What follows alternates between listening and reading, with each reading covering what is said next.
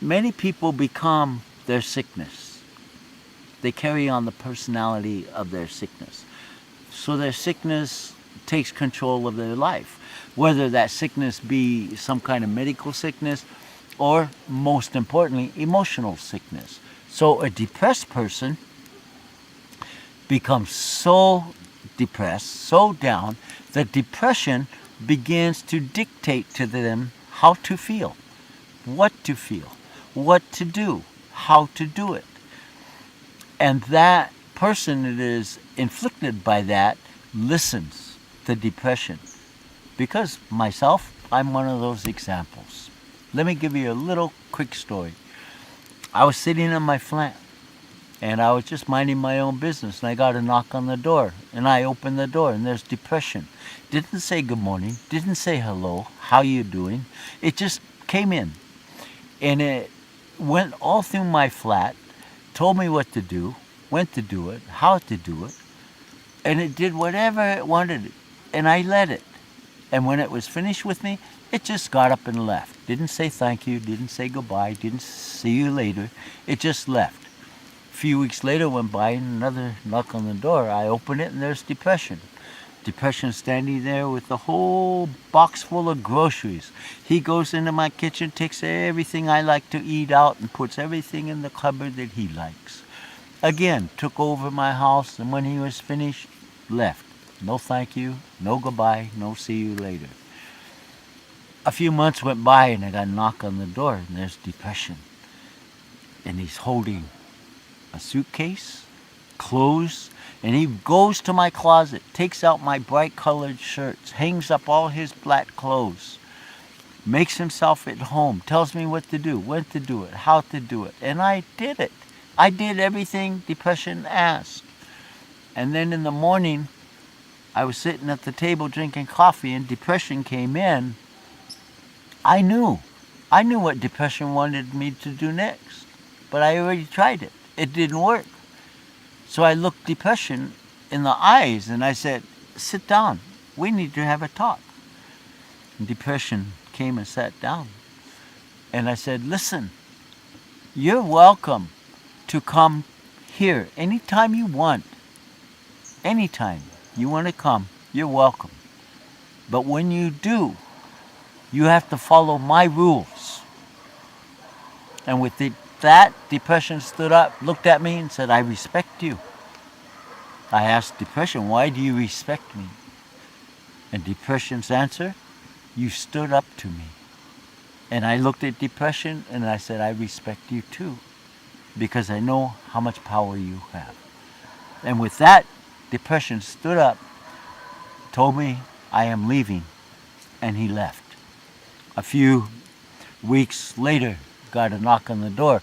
Depression standing there, looked at me. Can I come in? And I said, sure, come on in.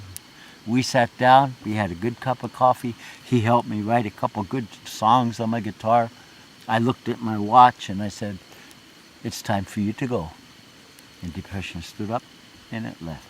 See, that concept, that story is saying, instead of spending the years that we have fighting, pushing away our feelings, which is a part of us, make friends with your feelings. Make allies with your feelings, not enemies. Because you're only fighting yourself. You're the only one that's going to end up with bruises. Not your feeling, not your emotion. That is a traditional concept, utilizing words, if you will, to fit into something that we deal with every day. People are depressed. People are angry. People are frustrated. People are jealous. People have hatred, rage. Those are feelings and those are emotions. They are a part of us. They are attached to us. So using these concepts, I try to bring the teaching that it's time to surrender. It's time to make friends with your feelings, because making friends with your feelings, you make friends with yourself. That's just one of the many exercises that I've come up with that I've been able to share in circles and in different programs. If you're coming to a retreat or a workshop, work it, work it. Do the work. Don't come expecting everything to be ready for you and enjoy that weekend. And when it's over, 2 weeks later, you're back into your depressive state. You're back into your emotional state. The ceremony should be with you. It should be in your heart. When you're at that ceremony, when you're at that workshop, that retreat, you should be putting it inside your heart so that you could take it into that other world. Because just like us native people, if you're walking this spiritual road, you're walking in two worlds. Put both feet in the intuitive world of ceremony, both feet in the intellectual world of society. The only difference is now you've taken that intuitive side of yourself and placed it in your heart, and it's always there. Because there are some things that you can do in society that doesn't accommodate your spiritual path that you follow. You have to do it from the heart. On this spiritual path, you must be willing to compromise your lifestyle to accommodate your spiritual path. But you must not be willing to compromise your spiritual path to accommodate your lifestyle. If you are seeking something, you must give something. And sometimes giving means giving tears. Sometimes giving a shout. Sometimes giving of yourself. I want to say for you that are viewing this, remember to work your ceremony, and remember the moment you were conceived in the womb of your mother, you were given a beautiful spirit. And sometimes when we come into this world, people cover that beautiful spirit up.